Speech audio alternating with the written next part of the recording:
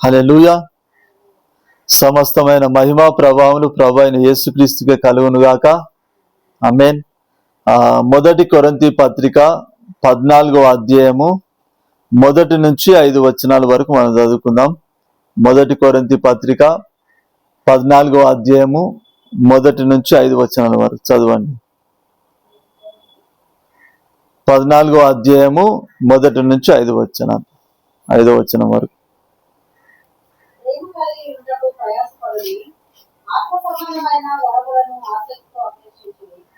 విశేషముగా మీరు ప్రవచన వరము అపేక్షించుడి. ఎందుకనగా వాటితో మాట్లాడేవాడు మనుషులతో కాదు, దేవునితో మాట్లాడుతున్నారు. మనుషుడు ఎవరును గ్రహింపడు గాని వాడు ఆత్మ వలన మర్మములను పలుకుతున్నారు. క్షేమాభివృద్ధియు హెచ్చరికయు ఆదరణయు కలుగునట్లు ప్రవచించువాడు మనుషులతో మాట్లాడుతున్నాడు. భాషతో మాట్లాడేవాడు తనకే క్షేమాభివృద్ధి కలుగజేసుకుని గాని ప్రవచించేవాడు సంఘములకు క్షేమాభివృద్ధి కలుగజేయను.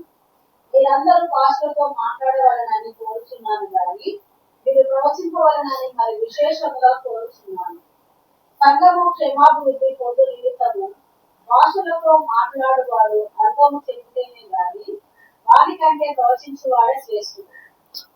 చాలు. హల్లెలూయా. ఈరోజు మన అంశం ఏంటిదంటే కనుక ప్రవచన వరమును కోరుకో.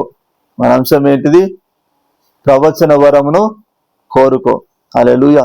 మరి మొదటి కొరింథీ పత్రికలో 12వ అధ్యాయం నుంచి 14వ అధ్యాయం వరకు కూడా మరి 2 అధ్యాయాలు, 12వ అధ్యాయము, 13వ అధ్యాయము, 14వ అధ్యాయం, 3 అధ్యాయాలు కూడా మరి పౌలు భక్తుడు దేని గురించి బోధిస్తున్నాడంటే గనుక ఆత్మవరాల గురించే మరి పౌలు భక్తుడు బోధిస్తున్నాడు. హల్లెలూయా. మరి 12వ అధ్యాయంలోనేమో 9 ఆత్మవరాల గురించి చెప్పాడు. 13వ అధ్యాయంలో దేని గురించి చెప్పాడు? ప్రేమ గురించి చెప్పాడు. హల్లెలూయా. ఎందుకు ప్రేమ గురించి చెప్పాడంటే గనుక మరి పౌలు అంటాడు కదా, కొండలను పెగిలించగల విశ్వాసం కలిగిన వాడనైనను ప్రేమ లేని వాడినైతే వ్యర్థునని అంటున్నాడు. అంటే మరి మనకు మంచి ఆత్మవరాలు ఉన్నా కానీ ప్రేమ అనేది లేకపోతే ఆత్మవరాలకు కూడా వాల్యూ ఉండదు. కాబట్టి 13వ అధ్యాయం అంతా కూడా ప్రేమ గురించి బోధించాడు. హల్లెలూయా. మరి 14వ అధ్యాయంలోకి వచ్చేసరికి 14వ అధ్యాయంలో ఏం చెప్తున్నాడంటే మరి ప్రేమ కలిగి ఉండండి, ప్రవచన వరమును మరి ఆసక్తితో అపేక్షించండి అంటున్నాడు. హల్లెలూయా. ఎందుకు ప్రవచన వరమును మరి ఆసక్తితో అపేక్షించండి, మరి కోరుకోండి అని చెప్పి ఎందుకు అంటున్నాడు అంటే కనుక హల్లెలూయా, మరి ప్రవచన వరం ద్వారా మరి కొన్ని ప్రయోజనాలు ఉన్నాయి. హల్లెలూయా. మరి ఈ 14వ అధ్యాయంలో మనం చూసుకుంటే కనుక మరి భాషల వరానికి ప్రవచన వరానికి ఉన్న మరి డిఫరెన్స్ చెప్తున్నాడు అనమాట. హల్లెలూయా. మరి భాషల వరంతో ఏం జరుగుతుందంటే మరి భాషలు మాట్లాడేవాడు భాషలతో దేవుని స్తుతిస్తున్నాడు, దేవునితో మాట్లాడుతున్నాడు. హల్లెలూయా. అయితే మరి ఆ భాషలు ఏంటిది అనేది ఆ భాషలతో మాట్లాడే వానికి అర్థం కాదు, తర్వాత వినే వాళ్ళకు కూడా అర్థం కాదు. అవును. హల్లెలూయా. ఆ భాషలు అర్థం కావాలంటే ఆ భాషల అర్థం చెప్పే వరం కూడా ఉంటేనే మరి ఆ భాషలు అర్థం అవుతాయి. అవునా? హల్లెలూయా. అయితే అదే మరి ప్రవచన వరం ఉంటే మరి ప్రవచన వరము కలిగిన వాడు ఏం చేస్తున్నాడంట? సంఘానికి క్షేమాభివృద్ధి మరి కలుగజేస్తున్నాడంట. హల్లెలూయా. మరి ప్రవచన వరం ద్వారా ఏం జరుగుతుందంట? మరి సంఘమునకు క్షేమాభివృద్ధి మరి కలుగజేయనంటున్నాడు. హల్లెలూయా. మరి ప్రవచన వరము ద్వారా మరి ప్రవచించేవాడు ఎట్లా సంఘానికి క్షేమాభివృద్ధి కలుగజేస్తాడంటారు? హల్లెలూయా. నువ్వు ప్రవచించడం ద్వారా ఇప్పుడు ప్రవచనము అంటే ఏంటిది? మరి ఒక ప్రవక్త ఏం చేస్తాడు? జరగబోయే సంగతులను తెలియజేస్తాడు. అవునా? హల్లెలూయా. జరగబోయే సంగతులను తెలియజేయడమే ప్రవచనం. హల్లెలూయా. నీకు ఫ్యూచర్లో జరగబోయే సంగతులు నీకు తెలిస్తే గనుక నువ్వేం చేస్తావు? నువ్వు ఒక నిరీక్షణ కలిగి ఉంటావు. హల్లెలూయా. నీకున్న సమస్యలను బట్టి, నీకున్న బాధలను బట్టి నువ్వు కృంగిపోయి ఉన్నప్పుడు నీకు మరి ఫ్యూచర్లో దేవుడు చేయబోయే మేలును మరి నీకు ప్రవచించినప్పుడు నువ్వేం చేస్తావు? మరి ఆ వాగ్దానాన్ని బట్టి, దేవుడు ఇచ్చిన ఆ ప్రవచనమును బట్టి నువ్వేం చేస్తావు? విశ్వాసం కలిగి ఉంటావు. అవును కదా. హల్లెలూయా. అంటే ప్రవచన వరం ద్వారా ఏం జరుగుతుంది? విశ్వాసములో బలపడడం జరుగుతుంది. హల్లెలూయా. అంటే నువ్వు ప్రవచించడం ద్వారా నువ్వేం చేస్తున్నావు? ఇతరులను కృంగిపోయిన వారికి మరి నిరీక్షణను కోల్పోయిన వారికి ప్రవచన వరం ద్వారా ఏం జరుగుతుంది? హల్లెలూయా. కోల్పోయిన నిరీక్షణ తిరిగి కలుగుతుంది. హల్లెలూయా. ప్రవచనం ద్వారా మరి నువ్వేం చేస్తున్నావు? విశ్వాసములో బలపరుస్తున్నావు. హల్లెలూయా. మరి అదే విధంగా మరొక ప్రవక్త ఏం చేయగలడు? నువ్వు ఎక్కడ తప్పు చేసినావో కూడా ప్రవక్త చెప్పగలడు. అవునా కదా. హల్లెలూయా. ప్రవచన వరం ఉంటే గనుక మరి ఒక వ్యక్తి ఎక్కడ తప్పు చేసిండో, ఏం తప్పు చేసిండో కూడా మరి చెప్పగలుగుతాడు. హల్లెలూయా. మరొక వ్యక్తి ఏం తప్పు చేసిండో చెప్తే గనుక మరి ఆ వ్యక్తి ఏం చేయగలుగుతాడు? మరి మారు మనసు పొందగలుగుతాడు. ఇదే అధ్యాయంలో మరి మొదటి కొరింథీ పత్రిక 14వ అధ్యాయంలో మనం చూసుకుంటే గనుక మరి 23వ వచనం చూడండి. 23, 24 రెండు వచనాలు చూడండి. సంఘమంతయు ఏకముగా కూడి అందరూ భాషలతో మాట్లాడుచుండగా ఉపదేశము పొందిన వారైనను అవి శాస్త్రులైనను లోపలికి వచ్చినగా మీరు వెర్రి మాట్లాడుచున్నారని అనుకుంటున్నారు కదా. అయితే అందరూ ప్రవచించుచుండగా అవిశ్వాసి అయినను ఉపదేశము పొందని వాడైనను లోపలికి వచ్చిన ఎడల అందరి బోధనల వలన తాను పాపినని గ్రహించి అందరి వలన విమర్శింపబడదు. 25వ వచనం. అప్పుడు అతని హృదయ రహస్యములు బయలుపరచబడను. ఇందువలన దేవుడు నిజముగా మీలో ఉన్నాడని ప్రచురము చేయించు అతను సాగిలపడి దేవునికి నమస్కారము చేయును. చాలు. హల్లెలూయా. మరి సంఘం అంతా కూడా ఏకంగా కూడి భాషలతో మాట్లాడితేనేమో మరి ఆ భాషలు మరి ఇతరులకు అర్థం కాదు, ఎవరికి అర్థం కాదు. కాబట్టి మరి వినేటోళ్ళు ఏం చేస్తారంట? మరి వెర్రి మాట్లాడుతున్నారని చెప్పి అనుకుంటారంట. హల్లెలూయా. అయితే మరి ప్రవచిస్తే గనుక అవిశ్వాసి అయిన వాడు, మరి ఉపదేశం పొందని వాడు, అంటే వాక్యం వినని వాడు మరి లోపలికి వస్తే గనుక మరి నువ్వు ప్రవచించడం ద్వారా ఏం జరుగుతుందంట? వాడు పాపి అని గ్రహించి ఏం చేస్తాడంట? మరి అందరి వలన విమర్శింపబడును. హల్లెలూయా. పాపి అని గ్రహించి అందరి ద్వారా విమర్శింపబడి, హల్లెలూయా. అంటే మరి ఒక ప్రవక్త ఏం చేస్తాడు? ప్రవచనాల ద్వారా హెచ్చరిస్తాడు. హల్లెలూయా. నువ్వు ఈ తప్పు చేసినావు, నువ్వు దీన్ని బట్టి నువ్వు క్షమాపణ కోరితే దేవుడు నీకు ఈ మేలు చేస్తాడని చెప్పి మరొక ప్రవక్త హెచ్చరిస్తాడు. కాబట్టి మరి తప్పు చేసిన వాడు ఏం చేస్తాడు? అప్పుడు మరి క్షమాపణ కోరుతాడంట. ఇక్కడ 25వ వచనంలో ఏముంది? అప్పుడు అతని హృదయ రహస్యములు బయలుపడను. ఇందువలన దేవుడు నిజంగా మీలో ఉన్నాడని ప్రచురం చేయుచున్నాడు. అతడు సాగిలపడి దేవునికి నమస్కారం చేయను. హల్లెలూయా. అప్పుడు ఏం జరుగుతుందంట? మరి అతని హృదయ రహస్యాలన్నీ కూడా బయలుపడతాయి. కాబట్టి మరి దేవుడు నిజంగా మీలో ఉన్నాడని చెప్పి ఏం చేస్తాడంట? ప్రచురం చేస్తాడంట. దేవునికి సాగిల పడతాడంట. హల్లెలూయా. మరి మారు మనసు పొందుతాడంట. హల్లెలూయా. అంటే మరి నువ్వు ప్రవచించడం ఎందుకు? పౌలు భక్తుడు ప్రవచన వరంను విశేషంగా కోరుకోండి అని చెప్పి ఎందుకు అంటున్నాడంటే గనుక ప్రవచన వరం ద్వారా ఏం జరుగుతుంది? విశ్వాసంలో బలపడతావు ఒకటి. హల్లెలూయా. రెండవది మరి తప్పు చేసిన వానికి కూడా నువ్వు ఈ తప్పు చేసినావని చెప్పి ప్రవచన వరం ద్వారా చెప్తే, హల్లెలూయా, మరి వాడు ఏం చేయగలుగుతాడు?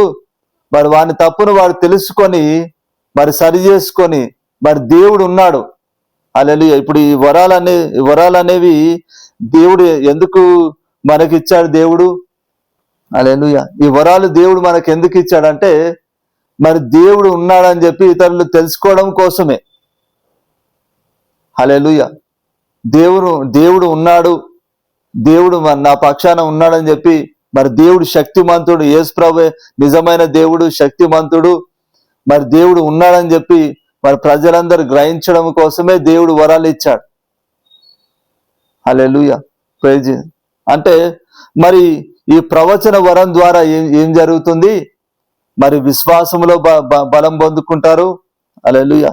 మరి తప్పు చేస్తే మరి హెచ్చరించినప్పుడు, మరి ప్రవక్త హెచ్చరించినప్పుడు మరి సరి చేసుకుంటారు. హల్లెలూయా. ఇంకా మరి దేవుడు మరి ఉన్నాడని నమ్మి దేవునికి ఏం చేస్తారంట, సాష్టాంగ నమస్కారం చేస్తారంట. హల్లెలూయా. మరి ఈ రకంగా మరి ప్రవచనం చెప్పేవాడు ఏం చేస్తున్నాడు, సంఘానికి క్షేమాభివృద్ధి కలుగజేస్తున్నాడు. హల్లెలూయా. ఇప్పుడు క్షేమాభివృద్ధి అంటే మరి సంఘానికి క్షేమాభివృద్ధి మరి అంటే ఏంటి, విశ్వాసములో మరి పెంచుతున్నాడు, మరి పాప క్షమాపణ కలుగజేస్తున్నాడు. హల్లెలూయా. మరి దేవుడు ఉన్నాడని రుజువుపరుస్తున్నాడు. ఈ వరాలు వాడడం ద్వారా మనం ఏం చేస్తున్నామంటే దేవుడు ఉన్నాడని చెప్పి మనం రుజువుపరుస్తున్నాం. హల్లెలూయా. వాని హృదయంలో ఉన్న రహస్యం మనం చెప్పడం ద్వారా అప్పుడు వానికి ఏమర్థమవుతుంది, హల్లెలూయా, దేవుడు ఉన్నాడన్నది వానికి అర్థమవుతుంది. హల్లెలూయా. దేవుడు నా ప్రార్థన వింటున్నాడు, దేవుడు నా హృదయంలో ఉన్న బాధను దేవుడు చూస్తున్నాడు అనేది మరి నువ్వు ప్రవచనం చెప్పడం ద్వారానే వానికి అర్థమై వాడు ఏం చేస్తాడు, దేవుని యందు విశ్వాసం ఉంచుతాడు. హల్లెలూయా. ప్రవచన వరం ఎందుకంటే కనుక మరి దేవుని యందు మరి విశ్వాసం ఉంచడం కోసమే. హల్లెలూయా. Praise Jesus. కాబట్టి పౌలు భక్తుడు ఏం కోరుకోమంటున్నాడు, ప్రవచన వరంను కోరుకోమంటున్నాడు. అన్నిటికంటే కూడా ముఖ్యంగా ఆత్మవరాలు అన్ని కూడా మనం కోరుకోవాలి. హల్లెలూయా. మరి దేవుడు మనకు ఎందుకు ఆత్మవరాలు ఇచ్చాడంటే కనుక మరి సంఘం అంతా కూడా ఆయన రాజ్య విస్తరణలో పాలు భాగస్తులుగా ఉండాలని దేవుడు కోరుకుంటున్నాడు. హల్లెలూయా. ఇప్పుడు స్వార్థ ప్రకటించడం కొంతమందికి మాత్రమే ఇచ్చిండు ఆ దేవుడు, లేదు, మొత్తం అందరికీ. యేసు ప్రభు మరి ఆయన ఆరోహణమై వెళ్ళేటప్పుడు శిష్యులతో ఏం చెప్పాడు, మీరు వెళ్ళి సర్వలోకానికి సర్వ సృష్టికి నేను మీకు ఏదైతే బోధించినో అది బోధించి అనేకులను నాకు శిష్యులుగా చేయండి అంటాడు. హల్లెలూయా. యేసు ప్రభు 12 మందిని శిష్యులుగా చేసిండు. ఈ 12 మంది వెళ్ళి ఏం చేయాలి, ఇంకా అనేకులను శిష్యులుగా చేయాలి. హల్లెలూయా. మరి ఆ శిష్యులుగా మారిపోయిన వాళ్ళు ఏం చేయాలి, ఇంకా అనేకులను శిష్యులుగా చేయాలి. హల్లెలూయా. మరి విశ్వాసికి దేవుడు ఇచ్చిన బాధ్యత ఏంటంటే ఇంకా అనేకులను శిష్యులుగా చేయడం. హల్లెలూయా. మనకు శిష్యులుగా చేసుకోవడం కాదు. ఎవరికి శిష్యులుగా చేయాలి, మనము దేవునికి శిష్యులుగా చేయాలి. హల్లెలూయా. మరి ఈ రోజులలో చూసుకుంటే చాలా మంది సేవకులు మరి వాళ్ళకు శిష్యులుగా చేసుకుంటున్నారు. హల్లెలూయా. మనకు శిష్యులుగా చేసుకోదు. ఎవరికి శిష్యులుగా చేయాలి, అనేకులను దేవునికి శిష్యులుగా చేయాలి. హల్లెలూయా. మరి యేసు ప్రభు అంటాడు కదా, మరి తండ్రి అని ఎవరు కూడా పిలువబడొద్దు అంటాడు. హల్లెలూయా. మీ పరలోకపు తండ్రి ఒక్కడే తండ్రి అంటాడు. హల్లెలూయా. మరి గురువు అని చెప్పి ఎవరు కూడా గురువు అని పిలిపించుకోవద్దు, నేను మాత్రమే మీ గురువుని అంటాడు. హల్లెలూయా. మీరందరూ కూడా సహోదరులు అంటారు. హల్లెలూయా. మరి మనం అందరము ఎట్లుండాలి, గురువులంగా కాదు, సహోదరులంగానే ఉండాలి. హల్లెలూయా. కానీ అనేకులను మనం ఎవరికి శిష్యులుగా చేయాలి, మనము దేవునికి శిష్యులుగా చేయాలి. హల్లెలూయా. మరి ప్రతి ఒక్కరిని కూడా దేవునికి శిష్యులుగా చేసే బాధ్యత ప్రతి విశ్వాసికి ఉంది. హల్లెలూయా. ప్రతి ఒక్క విశ్వాసికి ఉంది. హల్లెలూయా. ప్రతి ఒక్క విశ్వాసికి, యేసు ప్రభునందు విశ్వాసం ఇచ్చిన ప్రతి ఒక్క వ్యక్తికి కూడా మరి అనేకులను శిష్యులుగా చేసే బాధ్యతను దేవుడు ఇచ్చాడు. హల్లెలూయా. Praise Jesus. హల్లెలూయా. అనేకులను శిష్యులుగా చేసే బాధ్యతను ఎవరికి ఇచ్చాడు, దేవుడు ప్రతి విశ్వాసికి దేవుడు ఇచ్చాడు. హల్లెలూయా. అంటే ప్రతి విశ్వాసికి కూడా మరి దేవుని రాజ్య విస్తరణ కొరకు ఏం కావాలి, ప్రయాస పడాలి. హల్లెలూయా. కాబట్టి దేవుడు ప్రతి విశ్వాసికి కూడా మరి 9 ఆత్మవరాలు మరి దేవుడు ఇచ్చాడు. హల్లెలూయా. మరి ఒక్కొక్కరికి ఒక్కొక్క వరం ఇచ్చాడు. హల్లెలూయా. కొంతమందికి దర్శన వరాలు ఉన్నాయి, దర్శన వరం ఉంది. కొంతమంది కళలు కనబడతాయి, కొంతమంది మంచిగా పాటలు పాడగలుగుతారు. హల్లెలూయా. కొంతమంది మరి మంచిగా వాక్యం బోధించగలుగుతారు. కొంతమందికి ఆత్మ వివేచన వరం దేవుడు ఇస్తున్నాడు. కొంతమందికి భాషల వరము, కొంతమందికి భాషల అర్థం చెప్పే వరము. హల్లెలూయా. మరి ఒక్కొక్కరికి ఒక్కొక్క వరం ఇస్తున్నాడు. ఎందుకనంటే గనక ఒక్కొక్కరు ఒక్కొక్క రకంగా దేవుని కొరకు పనిచేయడం కోసమే. హల్లెలూయా. అయితే మరి ఇక్కడ పౌలు మరి విశేషంగా ఏం అడుగుమంటున్నాడు, ప్రవచన వరం అడుగుమంటున్నాడు. హల్లెలూయా. ప్రేమ కలిగి ఉండాలి మనము. ఎందుకంటే మరి ప్రేమ అనేది లేకపోతే ఇప్పుడు ఈ వరాలన్నీ కూడా చాలా మంచి, అభిషేకము చాలా మంచిదే. మంచిదంటారా కాదంటారా? చాలా మంచిదే. హల్లెలూయా. కానీ వీటిని ప్రేమతో వాడకపోతే గనక మరి వాటి ద్వారా మనకు ఎంతో నష్టం కూడా కలుగుతుంది. హల్లెలూయా. యేసు ప్రభువు అంటాడు కదా, మరి మీరెవరో నాకు తెలియదు పోండి అని చెప్పి అన్నప్పుడు మరి వాళ్ళు ఏమంటారు? ప్రభువా, నీ నామమున మేము దయ్యాలను వెళ్ళగొట్టినాం కదా, నీ నామమున మేము ప్రవచించినాం కదా, ఇప్పుడేమో మరి మీరెవరో నాకు తెలియదు అని చెప్పి ఎట్లా అంటున్నావు అన్నప్పుడు యేసు ప్రభువు అక్రమం చేయవారులారా మీరెవరో నాకు తెలియదు అంటాడు. హల్లెలూయా. అంటే మరి వాళ్ళకి దేవుడు వరాలు ఇచ్చాడు, కానీ వాళ్ళు వరాలు వాడుతున్నారు, కానీ వాళ్ళలో ఏం లేదు, ప్రేమ లేదు. హల్లెలూయా. వాళ్ళు వాడుతున్నారు. ఎట్లా వాడుతున్నారు? వరాలను గర్వంతో వాడుతున్నారు. హల్లెలూయా. దేవుడు నాకే మంచి ఆత్మవరాలు ఇచ్చాడు, నా అంతటోడే లేడు, నా అంత శక్తిమంతుడే లేడని చెప్పి హల్లెలూయా మరి గర్వంతో వాడారు. కాబట్టి దేవుడే ఏమన్నాడు? వాళ్ళని మీరెవరో నాకు తెలియదు పోండి అన్నాడు. హల్లెలూయా. ఆత్మవరాలను గర్వంతో వాడితే కనుక ఆత్మవరాలు పోవు. హల్లెలూయా. దేవుడు మరి ఇచ్చిన దాన్ని వెనుక అంటారా? అస్సలు తీసుకోడు దేవుడు. హల్లెలూయా. ఇప్పుడు సాతానుకు కూడా మరి శక్తులను ఇచ్చింది ఎవరు? దేవుడే ఇచ్చిండు. హల్లెలూయా. మరి దేవునికి వాడు మరి దేవుడు వానికి ఇచ్చిన మరి శక్తిని బట్టి, వానికి ఇచ్చిన అందాన్ని బట్టి, జ్ఞానాన్ని బట్టి మరి గర్వించి ఏం చేశాడు? వాడు దేవునికి వ్యతిరేకంగా తిరిగాడు. హల్లెలూయా. మరి దేవునికి వ్యతిరేకంగా తిరిగినా కూడా మరి దేవుడు తీసుకుంటున్నాడు ఆ శక్తి అంటే? తీసుకోలేదు. హల్లెలూయా. దేవుడు ఇచ్చిండంటే మరలా తిరిగి వెనుకకు దేవుడు తీసుకోడు. హల్లెలూయా. కానీ మరి మనము మరి ఆ వరాలను ప్రేమతో వాడకపోతే గనక, మరి గర్వంతో వాడితే గనక, గర్వపడితే గనక, ఆ వరాలను బట్టి గర్వపడితే గనక ఏం జరుగుతుంది? మనకే నష్టం కలుగుతుంది. హల్లెలూయా. అప్పుడు మీరు ఎవరో తెలియదు పోండి అంటాడు దేవుడు. హల్లెలూయా. కాబట్టి ఇక్కడ పౌలు ఏమంటాడు? ప్రేమ కలిగి ఉండమంటున్నాడు. హల్లెలూయా. ప్రేమ కలిగి ఉండండి, ఆత్మవరాల కొరకు, ఆత్మ సంబంధమైన వరములను ఆసక్తితో అపేక్షించండి అంటున్నాడు. హల్లెలూయా.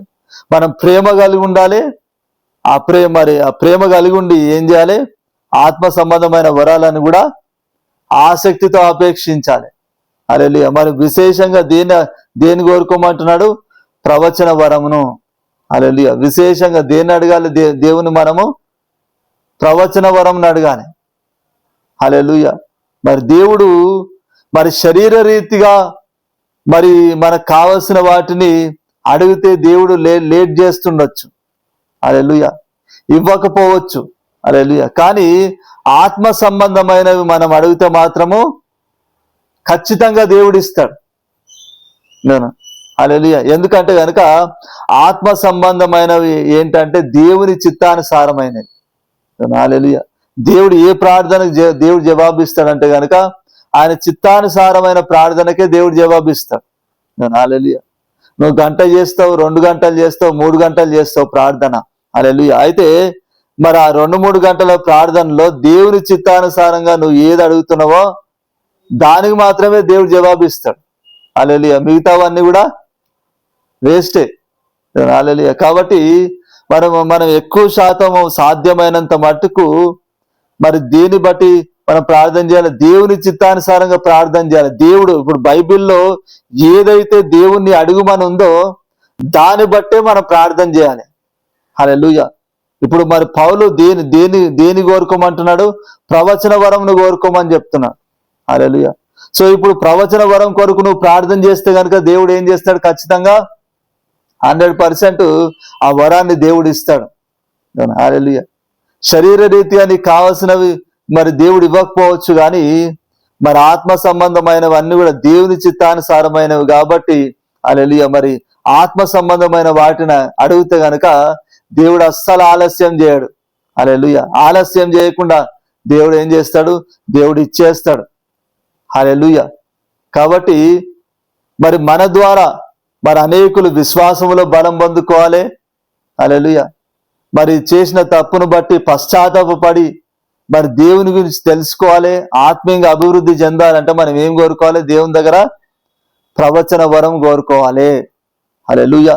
దేవుడి వాక్యాన్ని ఫలింపజేయునుగాక. ఆమేన్. మరి ప్రార్థన చేసుకుందాం కళ్ళు మూసుకున్నట్లయితే. కృపా కనికరం గల మా ప్రభా, యేసయ్యా ప్రభా తండ్రి, మరి నీ యొక్క వాక్యమును ప్రభా తండ్రి దేవా యేసయ్యా ప్రభా, మరి మీరు మాకు బోధించినందుకు వందనాలు ప్రభా తండ్రి.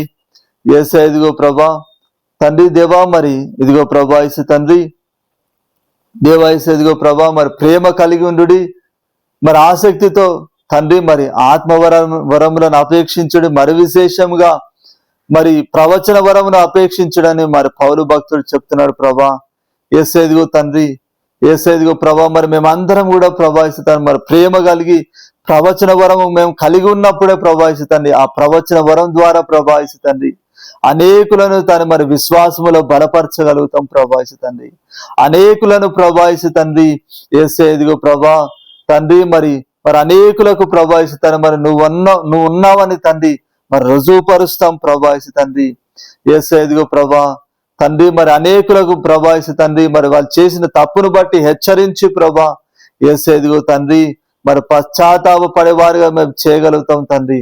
కాబట్టి ప్రభావితం మరి ప్రతి ఒక్కరికి కూడా ప్రభావితండి యేసయ్యా ప్రభా తండ్రి దేవ, మరి ఆ ప్రవచన వరమును ప్రభావితండి దేవా యేసయ్యా ప్రభా తండ్రి మీరు అనుగ్రహించమని ప్రార్థిస్తున్నాం ప్రభావితండి. యేసయ్యా ప్రభా తండ్రి, మరి మీరు అనుగ్రహిస్తున్న వందనాలు ప్రభావితండి దేవా. యేసు నామమున ప్రార్థిస్తున్నాం తండ్రి. ఆమేన్.